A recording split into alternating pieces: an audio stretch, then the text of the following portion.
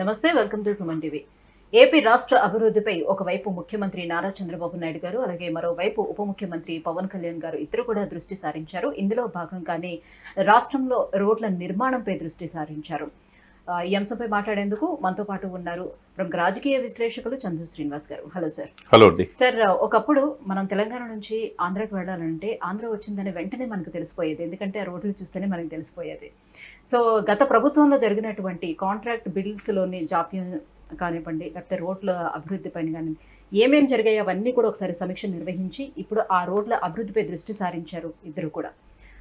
So ఒకవైపు రాష్ట్రానికి సంబంధించినటువంటి రోడ్ల అభివృద్ధిపై దృష్టి సారిస్తే ముఖ్యమంత్రి గారు, గ్రామాల్లో ప్రతి గ్రామానికి రోడ్డు నిర్మాణంపై ఉప ముఖ్యమంత్రి దృష్టి సారించారు. సో ఇక పైన ఏపీ రోడ్లు అద్భుతంగా ఉండే అవకాశం ఉందా? సో ఏపీ రూపురేఖలు మారబోతున్నాయా? మారాలి. ఎందుకంటే గ్రామాలు బాగుంటే, ఆ రోడ్డు కనెక్టివిటీ బాగుంటే జిల్లా బాగుంటుంది, రాష్ట్రం బాగుంటుంది. ఎందుకంటే ప్రధానమంత్రి గ్రామీణ సడక్ యోజన అని మీరు కనుక చూస్తే, అటల్ బిహారీ వాజ్పేయి ప్రధానిగా ఉన్నప్పుడు గ్రామాలని జిల్లాలతో పట్టణాలతో కనెక్టివిటీ చేసేసి ఇప్పటికి కూడా బోర్డులు ఉంటాయి ప్రధానమంత్రి గ్రామీణ సడక్ సక్సెస్ చేశారు. ఆ విధంగా ట్రాన్స్పోర్ట్ ఫెసిలిటీస్ కావచ్చు, ప్రజలకు కావచ్చు, అవస్థాపన సౌకర్యాలు మెరుగైనవి. కాబట్టి ఈ రోజుకి కూడా అటల్ బిహారీ వాజ్పేయి గారిని గుర్తుంచుకుంటాం. ఇక్కడ గ్రామాలు అస్తవ్యస్తంగా ఉంటే, రోడ్లు బాగోపోతే ఎలా జీవన ప్రమాణాలు ఏమవుతుంది? గత ప్రభుత్వంలో ముఖ్యంగా 10,000 మంది రోడ్డు ప్రమాదాలు చనిపోయారనేది ప్రతిపక్షాలు ఆరోపిస్తున్నారు. ఎక్కువ మంది చనిపోయారు రోడ్డు ప్రమాదాల్లో. రోడ్లు అస్తవ్యస్తంగా ఉంటే నువ్వు ఎంత అభివృద్ధి చేసినా, ఎంత సంక్షేమం చేసినా, ట్రాన్స్పోర్ట్ సరిగ్గా లేకపోతే ఎట్లా? హైదరాబాద్కి ప్లస్ ఏంటి? ప్రతి రోడ్డు కనెక్టివిటీ ఉంటుంది. ఇక్కడేమో సముద్రం లేదు, హుస్సేన్ సాగరే సముద్రం. ఆంధ్రప్రదేశ్కి సముద్రం చాలా హద్దు ఉంది, అప్ టు కృష్ణపట్నం దాకా, విశాఖపట్నం నుంచి. మరి అయినా కానీ ఇక్కడ ఏంది, డెక్కన్ ప్లాటూలో ఉంది, రోడ్డు కనెక్టివిటీ ఉంది, విస్తారమైన భూములు ఉన్నాయి, హైవే కనెక్టివిటీ, ORR, RRR, దాంతోపాటు ఎయిర్పోర్టు అన్నీ ఉన్నాయి. కాబట్టి ప్రపంచం మొత్తం హైదరాబాద్కి వెళ్ళి చూస్తుంది. ఫాస్టెస్ట్ గ్రోయింగ్ సిటీ అవుతుంది. మరి అది ఆంధ్రప్రదేశ్లో ఎందుకు పాలకులు నిర్లక్ష్యం చేశారనేది ఒక ఆలోచన ఇప్పటికీ ప్రజలు అంటే గతంలో పత్రిక వాళ్ళు కూడా ప్రశ్నించినప్పుడు మంత్రుల్ని, ఎందుకు రోడ్లు ఈ రకంగా ఉన్నాయని ప్రశ్నించినప్పుడు, ఇక్కడ ఉన్నటువంటి భూమి అలాంటిది, ఎంత చేసినా కూడా అది కుంగిపోతూ ఉంటుంది, సో నేల సారవంతంగా లేదు ఇక్కడ అని జవాబిచ్చారు వాళ్ళు. ఎలా తీసుకుంటాం దీన్ని? కొన్ని ప్లేసుల్లో సారవంతమైన ఇది ఉండొచ్చు, కానీ వాళ్ళ యొక్క భూగర్భ శాస్త్రవేత్తల ఇది ప్రకారం, నివేదిక ప్రకారం అన్నీ అలా ఉంటాయి అనుకోవడం పొరపాటు. ఎందుకంటే తీర ప్రాంతం 954 కిలోమీటర్లు ఉందండి, విస్తారమైన తీర ప్రాంతం. గతంలో రోడ్లు లేవా? గత 5 సంవత్సరాల రోడ్లు ఎందుకు అంత అధ్వానంగా? ఇదే డిజిటల్ క్యాంపెయిన్ లాగా జనసేన వాళ్ళు కూడా ఎట్లా చేశారు? అది ట్రెండింగ్ అయింది సోషల్ మీడియాలో. అది తప్పు అనమాట. ఇప్పుడు చంద్రబాబు నాయుడు గారు తనకు 4.5 దశాబ్దాల అనుభవంతో రోడ్ల మీద దృష్టి పెట్టి 1 మంత్ పాలన గాడిలో పడిన తర్వాత ఇప్పుడు ఆయన రోడ్ల మీద దృష్టి పెట్టి అధికారులందరికీ నివేదికలు కోరారు.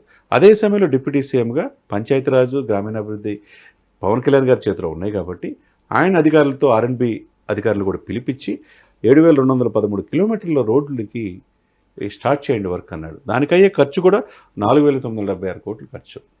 దానికి గ్రాంట్ల రూపేణా 30% రాష్ట్రాలు చెల్లించాలి.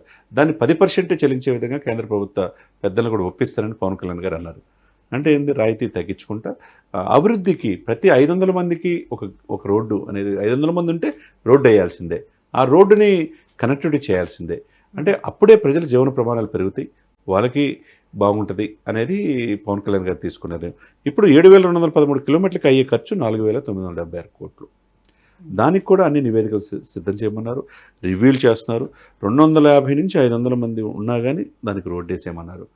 గత ప్రభుత్వం నిర్లక్ష్యం చేసిన దాన్ని ఇప్పుడున్న చంద్రబాబు నాయుడు గారు కావచ్చు, పవన్ కళ్యాణ్ గారు కావచ్చు ప్రత్యేక దృష్టి పెట్టి R&B అధికారులు పిలిపించి ఎక్కడెట్లు రోడ్లు అధ్వానంగా ఉన్నాయి ముందు ఇమ్మీడియట్గా వర్క్ స్టార్ట్ చేయమని. అంటే ముఖ్యమంత్రి గారు చేసినటువంటి సమీక్షల్లోనే దాదాపు గుంతలు పూడ్చడానికే 300 కోట్ల రూపాయల వరకు ఖర్చు అవుతుంది అని తెలిపారు.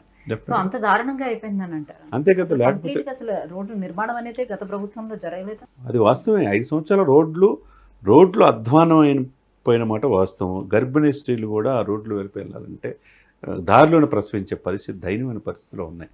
చాలా దారుణంగా మనుషులు చనిపోయారు. ఈ రోడ్లు అధ్వానంగా ఉంటే, గుంటలు ఉంటే ఏంటి పరిస్థితి?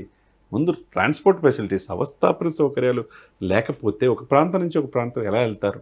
వాళ్ళు ఉద్యోగులు కావచ్చు, ఉపాధి కోసం కావచ్చు, అనేక రకంగా జీవన ప్రమాణాలు, పనికి ఆహార పథకం లాంటివి సెంట్రల్ గవర్నమెంట్ ఇస్తూ ఉంటాయి.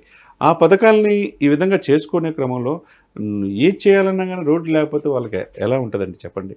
కాబట్టి ఇప్పటికైనా ఈ ప్రభుత్వం 1 మంత్ అయిన తర్వాత అయినా గత ప్రభుత్వం చేసిన పొరపాట్లని వీళ్ళు చేయకుండా, ఒకవైపు చంద్రబాబు నాయుడు గారు గ్రామాలు, రోడ్లు ఆయన మీద పూర్తిగా అవగాహన ఉన్నది ఆయన.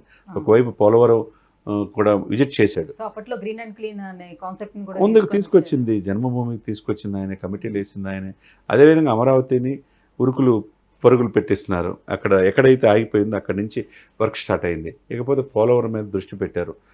దాంతోపాటు ఇతర దేశాల నుంచి ఇంజనీర్లు పిలిపిస్తున్నారు. ఇకపోతే మూడోది ముఖ్యంగా ఏంటంటే ఉపాధి కల్పిస్తూ పాటుగా జీవన ప్రమాణాలు మెరుగుపరచాలి. రోడ్లు లేకపోతే అస్తవ్యస్తంగా ఉంటుంది కదండి. ఇప్పుడు హైదరాబాద్ ఎందుకు కనెక్టివిటీ ఉంది కాబట్టి ఇంత ఫాస్టెస్ట్ గ్రోయింగ్ సిటీ అవుతుంది హైదరాబాద్లో. 2034కి ప్రపంచంలోనే ఫాస్టెస్ట్ గ్రోయింగ్ సిటీ హైదరాబాద్ అవబోతుంది. ఫ్యూచర్లో సెకండ్ క్యాపిటల్ అంటున్నారు, యూనియన్ టెరిటరీ అంటున్నారు. ఇంత అవకాశాలు, ఇంత ఇండస్ట్రీస్, ఇంత central organizations, defence mechanism, international organizations అంతా హైదరాబాద్ సరౌండింగ్ ఉండడానికి కారణం ఏంటి? మరి 2500 ఐటీ కంపెనీలు హైదరాబాద్లో ఉన్నాయి. మరి పట్టుమని 10 కూడా ఆంధ్రప్రదేశ్కి ఐటీ కంపెనీలు ఎందుకు లేవు? అంటే అవస్థాపన సంవర్గాలు ఎక్కడ ఉంటే అక్కడ ఇండస్ట్రీస్ అంతా మక్కువ చూపుతాయి కాబట్టి, ఇష్టపడతాయి కాబట్టి ఇప్పుడు ప్రత్యేకంగా చంద్రబాబు నాయుడు గారు, పవన్ కళ్యాణ్ గారు దీని మీద దృష్టి పెడతాం. ముఖ్యంగా పంచాయతీల గ్రామాలు కూడా ఆ శాఖలు పవన్ కళ్యాణ్ గారి చేతిలో ఉన్నాయి కాబట్టి ఆర్ఎండ్బి అధికారులతో మొన్న రివ్యూ మీటింగ్ పెడతాం. ఒక చంద్రబాబు నాయుడు గారితో మాట్లాడతాం. పూర్తిగా వర్క్ స్టార్ట్ చేసేయండి అనేది ఇచ్చారు. సెంట్రల్ ఎడిదిరిగి ఇస్తుంది రాష్ట్రాలకు కావాల్సింది. దాంట్లో మ్యాచింగ్ గ్రాంట్ రాష్ట్రాలు కూడా ఇవ్వాలి. రెండు మ్యూచువల్గా అండర్స్టాండింగ్ చేసుకుంటూ వెళ్తే అతి త్వరలో ఇప్పుడు కనుక స్టార్ట్ చేస్తే ఒక 1 ఇయర్కైనా ఆంధ్రప్రదేశ్లో రోడ్లన్నీ కూడా చక్కగా ఉండే అవకాశం. సో అభివృద్ధిలోని మొదటి మెట్లోని భాగంగా ఫస్ట్ రోడ్డు రవాణా అనేది కరెక్ట్గా ఉండాలి కాబట్టి దాని మీద కాన్సన్ట్రేట్ చేస్తారు. డెఫినెట్గా. Right, thank you so much.